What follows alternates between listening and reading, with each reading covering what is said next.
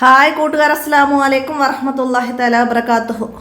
3ാം class English medium school മദ്രസയിലെ ഉലൂമുദ്ദീനിലെ അദ്ദർസു റാബിയ വൈഷ്റൂൻ 24ാമത്തെ പാഠവുമായിട്ടാണ് ഞാൻ വന്നിരിക്കുന്നത്. നമുക്ക് പാഠത്തിലേക്ക് കടക്കാം. ബിസ്മില്ലാഹിർ റഹ്മാനിർ റഹീം. സവാജുൻ നബി സല്ലല്ലാഹു അലൈഹി വസല്ലമ, നബി സല്ലല്ലാഹു അലൈഹി വസല്ലമയുടെ വിവാഹത്തെക്കുറിച്ചിട്ടാണ് നമ്മൾ ഈ പാഠത്തിലൂടെ മനസ്സിലാക്കുന്നത്. നമുക്ക് പാഠത്തിലേക്ക് കടക്കാം. ബിസ്മില്ലാഹിർ റഹ്മാനിർ റഹീം. ഈ ബോക്സ് നമുക്ക് വായിക്കാം. ആടുമായി വന്ന ഉപ്പയുടെ അടുത്തേക്ക് ഓടിച്ചെന്ന സാഹിറ മോൾ ചോദിച്ചു, ഉപ്പ, എന്തിനാണ് ആടിനെ കൊണ്ടുവന്നത്? ഉപ്പാപ്പയും ഉമ്മാമയൊക്കെ മരിച്ചു പോയതല്ലേ, നമുക്ക് ആടിനെ അറുത്ത് ഹദിയ ചെയ്യാം. നബി സല്ലല്ലാഹു അലൈഹി വസല്ലമ അങ്ങനെ ചെയ്തിരുന്നു. പ്രിയ പത്നി ഖദീജ ബീവി റളിയല്ലാഹു അൻഹയുടെ വഫാത്തിന് ശേഷം നബി സല്ലല്ലാഹു അലൈഹി വസല്ലമ ആടിനെ അറുത്ത് ഖദീജ ബീവി റളിയല്ലാഹു അൻഹയുടെ കൂട്ടുകാരികൾക്കും മറ്റും നൽകാറുണ്ടായിരുന്നു എന്ന് നീ പഠിച്ചിട്ടില്ലേ? നബി സല്ലല്ലാഹു അലൈഹി വസല്ലമ ഖദീജ ബീവിയുടെ വഫാത്തിന് ശേഷം ആടിനെ അറുത്ത് അതിൻ്റെ മാംസം ഖദീജ ബീവിയുടെ കൂട്ടുകാരികൾക്കും മറ്റും ഹദിയ ചെയ്യാറുണ്ടായിരുന്നു. അതാണ് ഇവിടെ പറയുന്നത്. എന്താണ്? നബി സല്ലല്ലാഹു അലൈഹി വസല്ലമയുടെ ആദ്യ ഭാര്യയാണല്ലോ ഖദീജ ബീവി റളിയല്ലാഹു അൻഹ. ഉപ്പ ആദ്യ ഭാര്യ എന്നത് മാത്രമല്ല പ്രത്യേകത, അവർ ഒരു വലിയ മഹദിയായിരുന്നു. മക്കയിലെ കുലീനയും സുന്ദരിയുമായിരുന്നു ഖദീജ ബീവി റളിയല്ലാഹു അൻഹ. അവർ വിധവയായിരുന്നു. പിതാവ് ഹുവൈലിദിന്റെ മരണശേഷം അവർ കച്ചവടത്തിലേക്ക് തിരിഞ്ഞു. ബീവിയുടെ പിതാവാണ് ഹുവൈലിദ്. അവരുടെ വഫാത്തിന് ശേഷം ഖദീജ ബീവി കച്ചവടത്തിലേക്ക് തിരിച്ചു. അവരുടെ ഭർത്താവ് വഫാത്തായിരുന്നു. അപ്പോൾ പിതാവിൻ്റെ മരണശേഷം കച്ചവടത്തിൽ ശ്രദ്ധ കേന്ദ്രീകരിച്ചു. അധികം താമസിയാതെ അവർ മക്കയിലെ വലിയ കച്ചവടക്കാരിയായി തീർന്നു. കച്ചവടത്തിൽ സഹായിക്കാൻ ആളുകളെ അവർ കൂലിക്ക് വിളിച്ചിരുന്നു. നബി സല്ലല്ലാഹു അലൈഹി വസല്ലമക്ക് 25 വയസ്സ് പ്രായമുള്ളപ്പോൾ അവർ നബി സല്ലല്ലാഹു അലൈഹി വസല്ലമയെ സഹായത്തിന് വിളിച്ചു.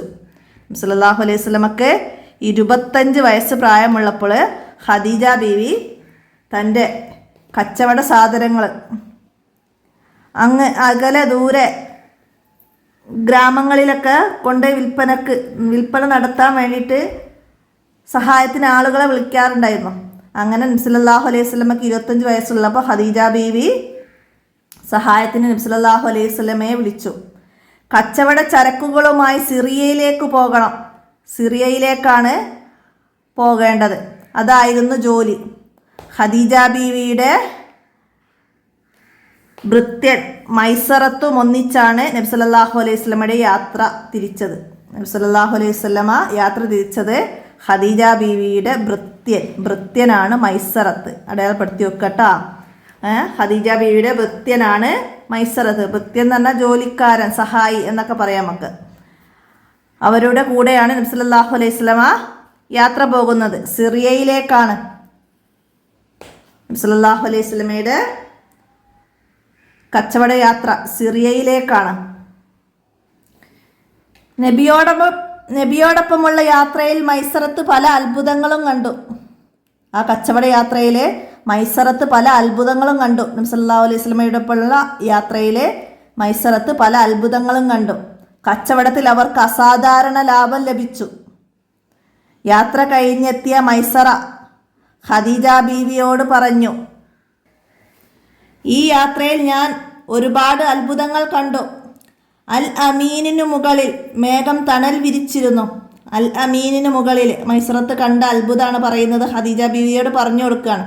അൽ അമീനിന് മുകളിൽ മേഘം തണൽ വിരിച്ചിരുന്നു. യാത്രക്കിടയിൽ ഞങ്ങൾ ഒരു മരച്ചുവട്ടിലിരുന്നു. അപ്പോൾ നസ്തൂറ എന്ന പുരോഹിതൻ പറഞ്ഞു, ഈ മരച്ചുവട്ടിലിരിക്കുന്നത് പ്രവാചകൻ തന്നെയാണ്. ഞങ്ങളുടെ ചരക്കുകൾ പെട്ടെന്ന് വിറ്റുപോയി. കൂടുതൽ ലാഭം ലഭിച്ചു. അൽ അമീൻ കാരണമാണ് ഇതെല്ലാം സംഭവിച്ചത്. മൈസറത്ത് ഖദീജ ബീവിയോട് പറഞ്ഞത് എന്തല്ല മനസ്സിലാക്കുക. അൽ അമീനിന് മുകളിൽ മേഘം തണൽ വിരിച്ചിരുന്നു. യാത്രക്കിടയിൽ ഞങ്ങൾ ഒരു മരച്ചുവട്ടിലിരിക്കുമ്പോൾ നസ്തൂറ എന്ന പുരോഹിതൻ ഇതിന് മുന്നേ അബൂ തോലിബിൻ്റെ കൂടെ ഉള്ള യാത്രയിൽ ബഹീറ എന്ന പുരോഹിതനാണ് കണ്ടത്. ഇവിടെ നെസ്തൂറ എന്ന പുരോഹിതന്, മനസ്സിലാക്കുക, മാറിപ്പോകരുത്. മൈസറത്തിൻ്റെ കൂടെയുള്ള യാത്രയിൽ നെസ്തൂറയാണ് കാണുന്നത്, അബൂ തോലിബിൻ്റെ കൂടെയുള്ള യാത്രയിൽ ബഹീറയാണ്, മാറിപ്പോകരുത്. ഈ മരച്ചുവട്ടിലിരിക്കുന്നത് പ്രവാചകൻ തന്നെയാണെന്ന് നെസ്തൂറ പറഞ്ഞു. ബഹീറ എന്തായിരുന്നു? പൂർവ്വവേദങ്ങളിലെ എല്ലാ ലക്ഷണങ്ങളും കുട്ടിയുടെ മുഖത്ത് ദൃശ്യമായിരുന്നു. അപ്പോൾ അത് മനസ്സിലാക്കുക. ഞങ്ങളുടെ ചരക്കുകൾ പെട്ടെന്ന് വിറ്റുപോയി, കൂടുതൽ ലാഭം ലഭിച്ചു. അൽ അമീൻ കാരണമാണ് ഇതെല്ലാം സംഭവിച്ചത്. മൈസറ ഖദീജ ബീവിയോട് പറഞ്ഞു. അൽ അമീനെ കുറിച്ച് കേട്ടറിഞ്ഞ ഖദീജ ബീവിക്ക് നബി സല്ലല്ലാഹു അലൈഹി വസല്ലമയോട് വലിയ മതിപ്പുണ്ടായി. ബുദ്ധിമതിയും സുന്ദരിയും കുലീനയും സമ്പന്നയുമായ അവരെ മക്കയിലെ പലരും വിവാഹം ചെയ്യാൻ താൽപ്പര്യം പ്രകടിപ്പിച്ചിരുന്നു. അവർ അതെല്ലാം നിരസിക്കുകയായിരുന്നു. എന്നാൽ നബി സല്ലല്ലാഹു അലൈഹി വസല്ലമയുടെ മഹത്വം മനസ്സിലാക്കിയ അവർ നബി സല്ലല്ലാഹു അലൈഹി വസല്ലമയെ വിവാഹം ചെയ്യാൻ ആഗ്രഹിച്ചു. അബൂ തോലിബിൻ്റെ അടുത്തേക്ക് ആളെ അയച്ചു. അദ്ദേഹം നബി സല്ലല്ലാഹു അലൈഹി വസല്ലമയോട് ആലോചിച്ച് വിവാഹത്തിന് സമ്മതം നൽകി. അങ്ങനെ കുടുംബ നേതാക്കളുടെ സാന്നിധ്യത്തിൽ നബി സല്ലല്ലാഹു അലൈഹി വസല്ലമയും ഖദീജ ബീവിയും വിവാഹിതരായി. നബി സല്ലല്ലാഹു അലൈഹി വസല്ലമക്ക് അന്ന് 25 ഖദീജ ബീവിക്ക് 40 വയസ്സ് പ്രായമുണ്ടായിരുന്നു. നബി സല്ലല്ലാഹു അലൈഹി വസല്ലമക്ക് 25 വയസ്സും ഖദീജ ബീവിക്ക് 40 വയസ്സും പ്രായമായിരുന്നു. അപ്പോൾ മനസ്സിലാക്കുക അവരുടെ വയസ്സുകളൊക്കെ. അഫ്ളലുൻ നിസാഇ അഹ്ലിൽ ജന്നത്ത് ഖദീജ ബിൻത് ഖുവൈലിദ്. സ്വർഗസ്ത്രീകളിൽ ഏറ്റവും ശ്രേഷ്ഠർ ഖദീജ റളിയല്ലാഹു അൻഹയാണ്. അപ്പോൾ പാഠം നന്നായി മനസ്സിലാക്കുക. നബി സല്ലല്ലാഹു അലൈഹി വസല്ലമയുടെ വിവാഹത്തെക്കുറിച്ചാണ് ഇതിൽ പറയുന്നത്. കുടുംബ നേതാക്കളുടെ സാന്നിധ്യത്തിൽ വെച്ചിട്ടാണ് നബി സല്ലല്ലാഹു അലൈഹി വസല്ലമയുടെയും ഖദീജ ബീവിയുടെയും വിവാഹം നടക്കുന്നത്. അപ്പോൾ അതൊക്കെ മനസ്സിലാക്കുക. നഖറോ നഫബൊക്കെ വായിച്ച് മനസ്സിലാക്കുക. നെസ്തൂറ ഒരു ക്രിസ്തീയ പുരോഹിതൻ്റെ നാമമാണ് നെസ്തൂറ. മൈസറ ഖദീജ ബീവിയുടെ ഭൃത്യനാണ്, ഭൃത്യൻ. അതൊക്കെ മനസ്സിലാക്കുക. ഭൃത്യൻ വേലക്കാരൻ നേരത്തെ പറഞ്ഞിരുന്നു. കുലീന ഖദീജ ബീവി നല്ല കുലീനയായിരുന്നു, നല്ല തറവാട്ടുകാരിയാണ് എന്നാണ്. അപ്പോൾ അതൊക്കെ മനസ്സിലാക്കുക. നമുക്കിതിൻ്റെ ദഫ്തർ തോലിബ് നോക്കാം. ആദ്യം ഇവിടെ നുസ്ലുൽ ജുമുലയാണ് വന്നത്. എന്താണ്? കേട്ടറിഞ്ഞു. കേട്ടറിഞ്ഞു എന്ന വാക്കുകൊണ്ടൊരു വാചകം നിർമ്മിക്കണം. എന്താണ്? നബി സല്ലല്ലാഹു അലൈഹി വസല്ലമയെ കുറിച്ച് കേട്ടറിഞ്ഞു. നബി സല്ലല്ലാഹു അലൈഹി വസല്ലമയെ കുറിച്ച് കേട്ടറിഞ്ഞു എന്നെഴുതാം.